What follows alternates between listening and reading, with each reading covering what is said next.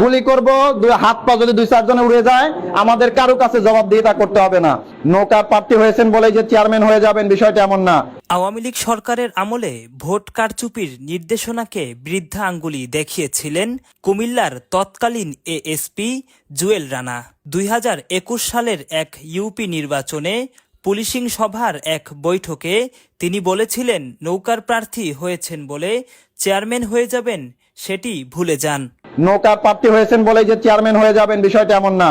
আমি যেখানে নির্বাচন করেছি নৌকা 251 ভোট পাইছে, চেয়ারম্যান হয়েছে 3000 ভোটে, সেকেন্ড হয়েছে 2800 ভোটে, থার্ড হয়েছে 2750 ভোটে, নৌকা পাইছে 251 ভোট। ব্যালট ছিনতাই করার চেষ্টা করলে ডাইরেক্ট গুলি চলবে। আমাদের তো ভাই অস্ত্র রেডি আছে, প্রশিক্ষণ আছে, সরকার গুলি দিছে, অর্ডার আছে, আইন লঙ্ঘন হচ্ছে। আমরা কি বসে থেকে ওই যে ফিডু খাবো? গুলি করব, হাত পা যদি 2-4 জনে উড়ে যায় আমাদের কারো কাছে জবাবদিহিতা করতে হবে না। অস্ত্র চালানোর একটা নিয়ম আছে যে আগে অনুরোধ করো, না শুনলে গুলি করো। তার এই নিরপেক্ষ বক্তব্য ঘিরে সামাজিক যোগাযোগ মাধ্যম জুড়ে আলোড়ন সৃষ্টি করে। এরপরই সাধারণ মানুষের হৃদয়ে জায়গা করে নেন পুলিশের এই কর্মকর্তা। এই বক্তব্যকে ঘিরে তার বিরুদ্ধে করা হয়েছিল বিভাগীয় মামলা, বঞ্চিত রাখা হয়েছিল পদোন্নতি থেকে, হয়রানিমূলকভাবে দেশের বিভিন্ন জেলায় বদলিও করা হয়েছিল এই পুলিশ কর্মকর্তাকে। তবে তিনি কোনোভাবেই মাথা নত করেননি ক্ষমতাসীনদের কাছে। গেল বছর 5 আগস্ট আওয়ামী লীগ সরকার পতনের পর ঢাকা মেট্রোপলিটন পুলিশের মোহাম্মদপুর জোনের এডিসি হিসেবে দায়িত্ব পান তিনি। আসন্ন জাতীয় নির্বাচনেও নিরপেক্ষ ভূমিকা নিয়ে আশা জাগানো মন্তব্য করেছেন পুলিশের এই কর্মকর্তা। নির্বাচন কমিশন ভোটের আগেই ভোটের করণীয় এবং বর্জনীয় আচরণবিধি প্রকাশ করে। ওই আচরণবিধিতে যেটা থাকবে ওইটাই আমরা পালন করব। আমরাও পালন করব, মানে আমরা পালন করাতে মানুষকে উৎসাহ দেব।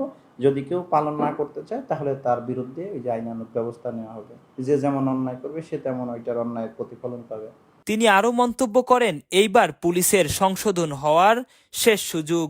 আপনি যেহেতু জেনে সন্তুষ্ট হবেন, আমি মনে করি যে বাংলাদেশ পুলিশ সম্ভবত প্রথম এবং একমাত্র হতে পারে যে যারা, যেহেতু আমি ওই সংস্কারের সাথে জড়িতও ছিলাম, যে 5ই আগস্টের পরে নিজেরাই নিজেদের সংশোধনের জন্য আরও জনমুখী এবং জনকল্যাণে কিভাবে নিজেদের নিয়োজিত করা যায়, প্রভাবমুক্ত থাকা যায়, এরকম একটা সুন্দর সংস্কার প্রস্তাব সরকারের কাছে তুলে ধরেছে। নিজেদের সংশোধন যারা চায় নিজেরাই গিয়ে বলে ভাই আমার ভুল আছে, আমারে ভুলটা সংশোধন করে আমারে আরেকটু জনকল্যাণমুখী বানাই দেন। আমরা হাত পেতে বলছি সবার কাছে, জনগণের কাছে বলেছি, সরকারের কাছে বলেছি, সবার কাছে বলেছি।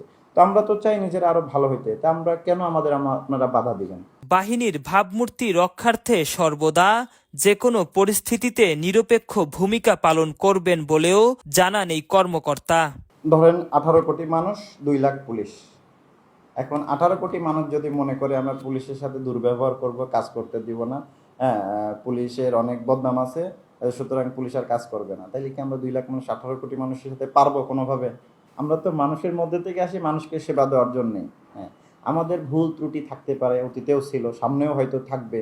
মানুষ আমাদের ভুল ত্রুটি সংশোধনের জন্য আমাদেরও চাপ দিতে পারে, সরকারকেও সংস্কারের জন্য প্রস্তাব দিতে পারে। যে মাননীয় প্রধান উপদেষ্টা পুলিশ উইকে বা বিভিন্ন জায়গায় গিয়ে তো বললেনই সুন্দরভাবে যে পুলিশ হচ্ছে আমার সবচেয়ে গুরুত্বপূর্ণ টিম এবং আগামী নির্বাচনে পুলিশ একদম অগ্রণী ভূমিকা পালন করবে এবং সুষ্ঠু এবং ইতিহাসের সবচেয়ে স্মরণীয় ফেয়ার ইলেকশন হবে। তার মানে কি আমার পুরো পুলিশ বাহিনী সহ আরো অন্যান্য যারা সংশ্লিষ্ট বাহিনী বা কর্তৃপক্ষ আছে তাদের একটা ওপেন ব্ল্যাঙ্ক চেক দেওয়া না, যে আপনারা আইন মেনে কাজ করেন, আমরা জনগণকে একটা ভালো সুষ্ঠু নির্বাচন উপহার দিব, এর মাধ্যমে জনগণের সরকার চলে আসবে।